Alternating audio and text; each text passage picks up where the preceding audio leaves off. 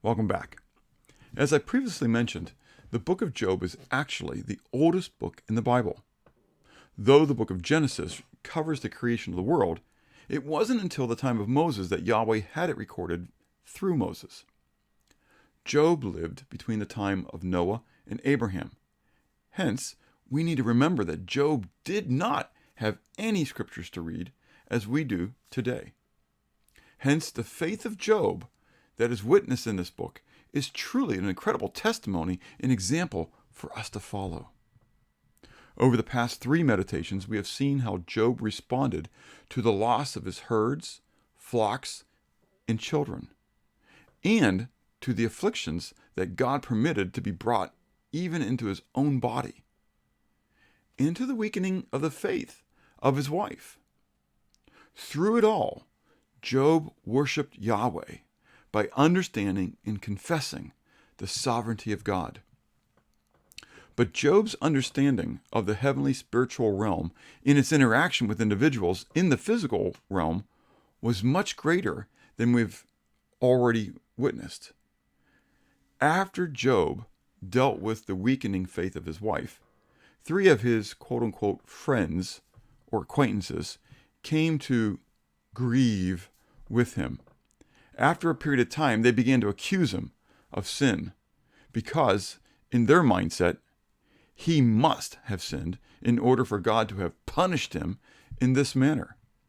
Their focus was on worldly wealth and influence.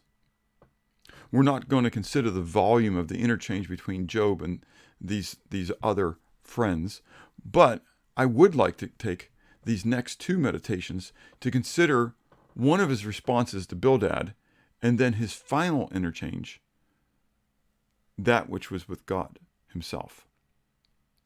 Today, we'll consider Job's response to Bildad, recorded in Job chapter 19, beginning at verse 23. Job speaking, "Oh, that my words were written! Oh, that they were inscribed in a book! That they were engraved on a rock with an iron pen and lead forever. For I know that my Redeemer lives, and he shall stand at last on the earth. And after my skin is destroyed, this I know, that in my flesh I shall see God, whom I shall see for myself, and my eyes shall behold, and not another. How my heart yearns within me. If you should say, how shall we persecute him, since the root of the matter is found in me? Be afraid of the sword for yourself, for wrath brings the punishment of the sword, that you may know there is a judgment." Job, remember, is struggling in the midst of his physical affliction. He has boils from the soles of his feet to the top of his head. And now he has 3 so-called friends unjustly accusing him of being in sin and being punished by God for that sin. But in the midst of it all, Job sets his mind on the things above, where Jesus, the Redeemer, is sitting at the right hand of God. This is a fully awesome passage to me. Again, to remember that Job, who lived between the days of Noah and Abraham without the written scriptures, is declaring this. Job confesses that he knows that my Redeemer, his personal Redeemer, lives, exists. Not that he's going to live one day, not that he did live, but that he does live.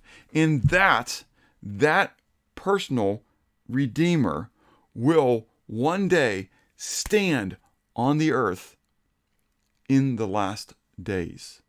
Literally in the Hebrew, it says, "And at last he shall stand on the earth." Job living in those days soon after Noah, when the entire earth was destroyed by the flood, and only Noah, his wife, his 3 sons, and their wives remained. And then the earth began to be populated again. And while that repopulation was happening, Job must have been told through the testimonies of Noah and his sons regarding who Yahweh is, was, and ever shall be. And there must have been comprehension of the greater, higher plan and purpose of God. Though they may not have known the fullness of the details, yet Job knew that he had a personal Redeemer who would one day come and stand on the earth. And not only that, but he also knew that after he died, after his flesh was destroyed, after he died, that he would be resurrected. He would be brought back to life and given a new body, because he would see God in his flesh after his flesh had been destroyed.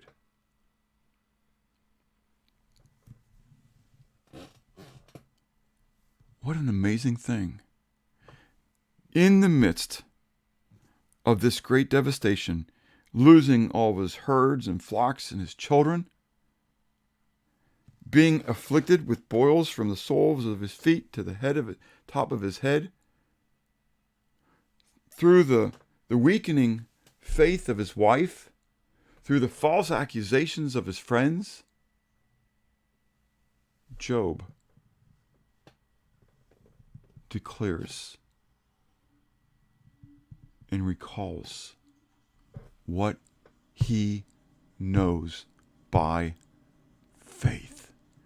Again, faith is the substance of things hoped for. It is the evidence of things not seen. And it will come out and be revealed in these times of hardship. Paul told us to set our mind on the things above, not on the things of the earth. What is it that you are setting your mind upon? What is it that the trials and tribulations of your life reveal about where your focus is? We need to have the faith of Job. Pray.